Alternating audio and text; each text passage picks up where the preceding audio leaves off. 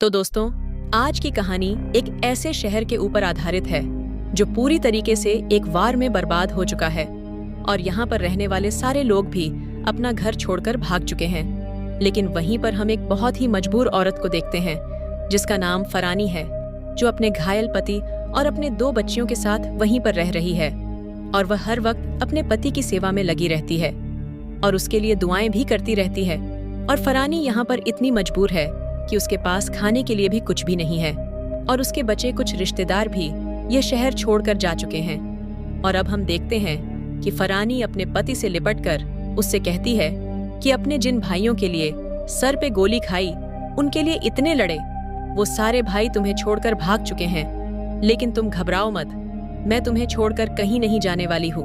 और इसके बाद इधर हम देखते हैं कि शहर के हालात दिन ब दिन खराब होते ही जा रहे हैं और इनके खाने पीने की तकलीफें बढ़ती ही जा रही हैं। लेकिन कैसे भी करके फरानी अपनी पति और बच्चों की देखरेख कर रही थी और जब एक दिन वो बाहर निकलती है तो वो देखती है कि विद्रोहियों ने पूरे शहर को घेर रखा है और इसके अलावा चारों तरफ फिर से युद्ध शुरू हो जाता है। और इधर हम देखते हैं कि फरानी फौरन अपने बच्चों को लेकर एक पड़ोसी के तहखाने में जाकर छिप जाती है। लेकिन इस वक्त उसकी हालत बहुत खराब है क्योंकि वो अपने पति को अपने घर में अकेला छोड़कर आई है और उसे इस बात का बिल्कुल अंदाजा नहीं कि उसके पति के साथ क्या कुछ नहीं हो सकता।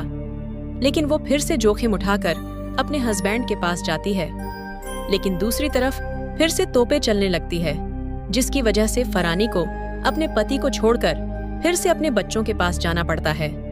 अगली सुबह तक युद्ध शांत हो जाता है, लेकिन फिर भी उसे यकीन था कि उसके बच्चों के लिए यह जगह बिल्कुल ठीक नहीं है, इसलिए वो अपने बच्चों के साथ तहखाने में ही रुक जाती है और उसका अंदाजा ठीक भी निकलता है।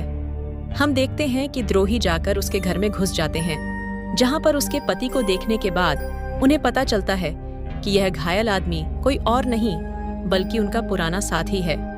और अब शाम हो जाने के बाद जब फरानी तहखाने से बाहर निकलती है तब वो देखती है कि शहर के तमाम मासूम लोग मशरक पर मरे पड़े हुए हैं। और ऐसे नज़ारे देखने के बाद फरानी की रूह कांप जाती है और अब वो फौरन अपने दोनों बच्चों को लेकर वहां से अपनी खाला के यहाँ दूसरे शहर चली जाती है, जो कि एक वेश्या बन चुकी है। और यहाँ पर फरानी की खाला उसका वेलकम करती है और यहाँ पर फरानी की खाला फरानी को समझाती है कि तुम्हारे सारे रिश्तेदार शहर छोड़कर भाग चुके हैं और अगर उसका पति मर जाता तो उसके देवर ही उससे शादी कर लेते, लेकिन वो ऐसा कर नहीं पाए। और अब हम देखते हैं कि फरानी अपने बच्चों को वहीं पर छोड़ के वापस अपने घर आ जाती है और अपने लाचार पति से बातें करते रहती है। और यहाँ पर फरानी अपने बीते हुए कल को याद करती है, जहाँ पर वो अपने पति को बताती है कि जिस दिन हमारी शादी हुई थी तुम मेरे लिए किसी हीरो से कम नहीं थे। एक ऐसा इंसान मिला था उसे जो अपनी कौम और अपनी जमीन के लिए लड़ सकता था। वह हमेशा से अपने पति का प्यार पाने का सपना देखती रहती थी, लेकिन उसके पति के दिमाग में सिर्फ और सिर्फ मारकाट, लड़ाई झगड़े की बातें ही रहती थीं। उसके दिल में एक कतरा भी अपनी बीवी के लिए प्यार नहीं था। और अब उसका हस्बैंड इतना ज्यादा लाचार था जिसकी वजह से वो ये सारी बातें अपने पति को बता पा रही थी, क्योंकि इससे पहले कभी उसको इतनी बातें करने का मौका ही नहीं मिला। लेकिन इतनी बातें सुनाने के बाद उसे डर लगने लगता है कि कहीं जब उसका पति ठीक हो जाएगा तब उसके साथ कुछ बुरा ना करे। अब फरानी फिर से अपनी खाला के यहाँ जाती है। वहां जाकर वह बताती है कि अगर मेरे पति को होश आ जाए और उसे पुरानी बातें याद आ जाएं तो फिर क्या होगा। तब उसकी खाला उसे एक कहानी सुनाती है जिसमें वो उसे एक पत्थर की बात करती है कि एक पत्थर हुआ करता था जिसे सब शबद का पत्थर कहते थे और वो एक ऐसा पत्थर था जिससे अपनी सारी बुराइयां, सारे पाप, सारे बुरे कर्म बताए जा सकते थे। और वो पत्थर सारी बातें सुनने के बाद अपने अंदर रख लेता था और जब वो पत्थर टूट जाता था तब सारे लोग अपने पापों से मुक्त हो जाते थे।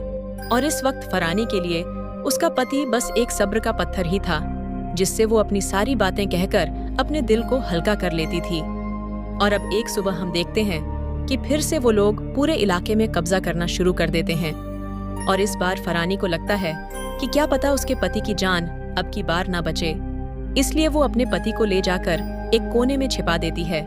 लेकिन तभी उसके घर में 2 इस्लाहधारी आ जाते हैं, जिसमें एक नौजवान होता है और दूसरा उम्रदराज होता है। और अब उसके घर में कब्जा करने के बाद वह फरानी से पूछताछ करते हैं और उनकी दरिंदगी से भरी आंखें देखने के बाद फरानी कहती है कि वह जिस्म फरोशी का काम करती है, जिस पर वह बंदूकधारी उसे बुरा भला बोलता है और उसे उल्टा सीधा बोलकर वहां से चला जाता है। और इस तरीके से उस दिन फरानी अपनी और अपनी पति की जान बचा लेती है। लेकिन अगले ही दिन हम देखते हैं कि वो नौजवान उसके घर में वापस आता है, जिसके बाद वह फरानी के पास आकर उसके सामने पैसे फेंककर उससे जिस्मानी संबंध बनाता है। और यह काम फरानी के लिए बहुत ही कठिन होने वाला था, लेकिन इस वक्त उसे अपने पति के इलाज और बच्चों की परवरिश के लिए पैसों की सख्त जरूरत थी, जिसके बाद उन पैसों से पति के लिए दवा और बच्चों के लिए खाने का इंतजाम करती है। और अब धीरे धीरे वो नौजवान फरानी के पास पैसे लेकर अक्सर आने लगाता है और फरहान भी धीरे धीरे इन कामों में डूबती जा रही थी। और इसके अलावा इस तरीके से उसकी माली हालत धीरे धीरे सुधरने लगती है और उस नौजवान की मासूमियत भी उसे पसंद आने लगी थी। और इसके अलावा उसे अपनी सारी इच्छाएं पूरी करने के लिए एक साथी मिल चुका था। तभी फरानी ने एक दिन उस नौजवान के जिस्म पर एक घाव को देखा जो उसकी ट्रेनिंग के दौरान उसे लगा था। और उधर दूसरी तरफ फरानी अपने पति के ठीक होने का इंतजार करती रहती है और वह हर रोज अपने बारे में अपने पति को अपने राज बताती थी जो आज तक वो उसे छुपाती आई थी, ये सोचकर कि एक दिन जब उसका पति ठीक होगा तो ये सारी बातें सुनने के बाद वो उसे माफ कर देगा और उसको फिर से अपना लेगा। और इस वक्त फरानी को अपनी जिंदगी का सबसे गहरा राज बताना था, जिसे बताने के लिए वो अपने आप को तैयार कर चुकी थी। और यहाँ पर वो बताती है कि तुमसे शादी करने के बाद मुझे काफी दिनों तक जब बच्चे नहीं हुए तब लोगों ने मुझसे कहा कि मुझे दूसरी शादी कर लेनी चाहिए, लेकिन मैं तुम्हें बांटना नहीं चाहती थी, इसलिए मैंने अपने खाला के कहने पर एक अनजान आदमी के साथ अपनी आंखों पर पट्टी बांधकर अनजान रिश्ते बनाए, जिसकी वजह से पहली बच्ची का जन्म होता है।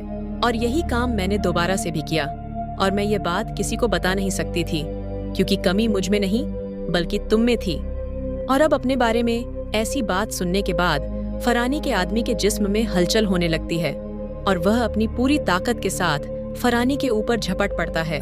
और अपने पति की ऐसी हरकत देखने के बाद फरानी खुशी से झूम उठती है, क्योंकि उसको इसी पल का तो इंतजार था। लेकिन अगले ही पल उसकी खुशियां खो जाती हैं और उसका पति उसी वक्त फरानी का गला दबाने लगता है।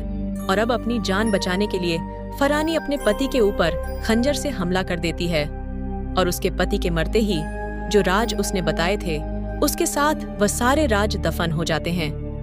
और इससे हम जान पाते हैं कि फरानी के लिए उसका पति बस एक सब्र का पत्थर था जो अब पूरी तरीके से टूट चुका था। और अब फरानी अपने सारे गुनाहों से आजाद हो चुकी थी। और इसी को दिखाते हुए इस कहानी का यही पे एंड हो जाता है।